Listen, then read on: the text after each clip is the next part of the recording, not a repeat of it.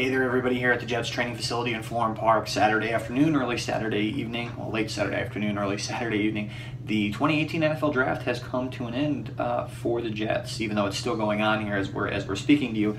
The Jets finished up with a bunch of trades and machinations here on the final day. They made 3 picks in the 6th round, 1 in the 4th round, wound up not having any in the 7th round.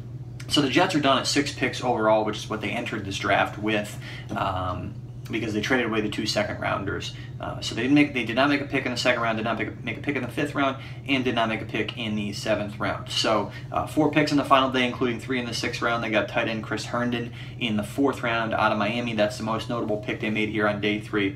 Was this a successful draft for the Jets? They did not address the offensive line at all. In terms of a running back, they added just 1 running back, Trenton Cannon, who's more of a return specialist, a Division II kid out of Virginia State in the 6th round.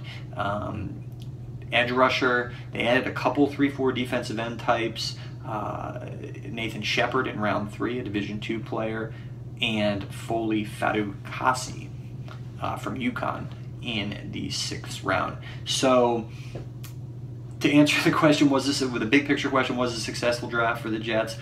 Honestly, you can, I mean, no offense to these other guys, but you can really, in the big picture final analysis of this draft, they're somewhat irrelevant if you think about it. I mean, this draft boils down to whether the Jets made the right decision at number 3 to take Sam Darnold over Josh Rosen and Josh Allen.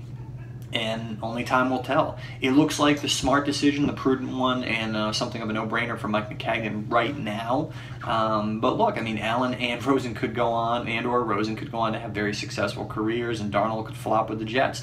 I don't think that's going to happen. I think Darnold is going to be, at worst, a very solid NFL starter, and he certainly has an enormous ceiling. He could be a star in this league, and maybe he's the guy ultimately who is the Jets' long-term franchise quarterback. But this draft will come down to whether the Jets made the right decision with Sam Darnold. He fell to them. It was the prudent pick for Mike Maccagnan, just like Jamal Adams falling to him last year, Leonard Williams falling to him in 2015, and so you can't blame him for making the pick at all. But, you know, talent evaluation is a tough thing in football, and that's why the Jets have struggled for so long to draft and develop a franchise quarterback. But that's where we stand here as the draft is complete. It looks like a successful draft for the Jets, based on the fact mainly that they got Sam Darnold at number 3, but time will tell whether this, maybe a couple years, 2-3 years, probably a couple years for Darnold will know whether he's got what it takes.